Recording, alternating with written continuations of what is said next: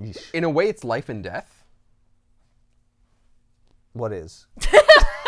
Well, if you think about the anti-life equation and all that kind of shit, and like balancing like the happiness of one person against all of those lives and things like that, like you always have to not go against it, but you always have to like say like, well, what's the thing for me to do? Like, how do I live through life? How do I go through it? In a way, that whole dark side is like the fact that like death is inescapable.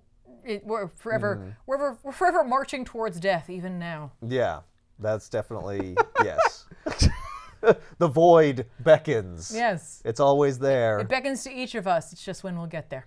Yeah. Well, yeah, dark side is like an allegory for death. That definitely. Yeah, absolutely. Well, you mentioned the devil. Yeah. Also, clearly is an idea that's here. Yeah, absolutely. Like there's elements all kind of rolled into it. Yeah. So.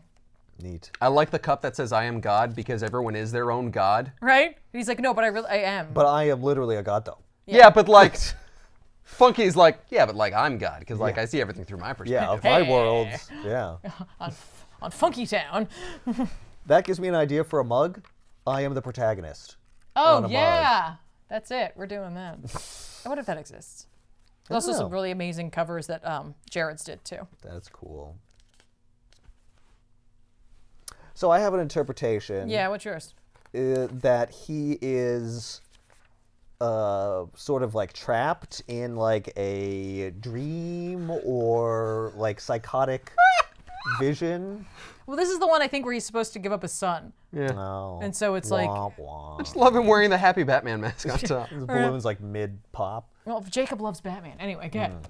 So like he could be living in this like insane like delusion that he's created for himself, and Metron like showing him the world is like part of his brain, or maybe someone in the real world like trying to get him to come out, like come back to reality, and he's just like no, and he just goes back like that into... episode of Buffy?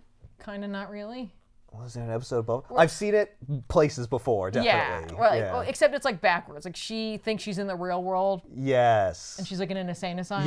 Yes, like that. Yeah. I think there was a Star Trek episode or two. I'm sure there is, no doubt. Yeah. It can also like be like, I don't know.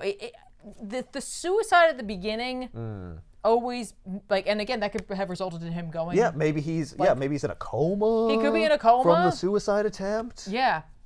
I mean, suicide is talked about as an escape, like it's escaping your problems. Yes, that's clearly brought up here too. Yeah, it's the ultimate. Yes. For him. It's like that's it. I mean, there's also a challenge to it too for him. You know? Yeah. Like there is something. What's there. gonna happen? I supposedly can escape from anything. Can I escape from me like harming myself? Right, but like the way that like Scott handles a lot of the problems early on in this book indicates that he's not confrontational and he doesn't want to deal with things. And so like presumably about the time that like he kills himself is like shortly after Oberon dies. And like I'm guessing that just hit him hard. Yeah. Like, you know? And I think it's interesting that at the end, the only two like visions that he talks to are Granny and Oberon, possibly like a father and a mother figure for him. Yeah. So, if Oberon was always drawn as Jack Kirby, did Tom explain whether or not like he sees Jack Kirby as kind of like a father figure, like either the father of comics, not really comics? No, I didn't. There was just an interview, like literally, it was just like he just mentioned how much he liked Kirby, and like when I looked at Oberon, I was like, he looks like Jack Kirby. Looked it up, yeah. The fact that like he gave him his like Kirby's original last name, but then the fact that he gave the kid, like, Jacob's, like Jacob is like, you know, that's Kirby's first name. Yeah. And the fact that he's kind of sprinkling him through in multiple parts. And the fact that the kid at the beginning of this kind of also looks like Kirby. I'm like, is that like supposed to be Jacob in the future? I don't know. That was my guess. Yeah. Like, but but he even says like these are Jacob's stories. But at the end, there's the same image, and it says "Young Scott Free."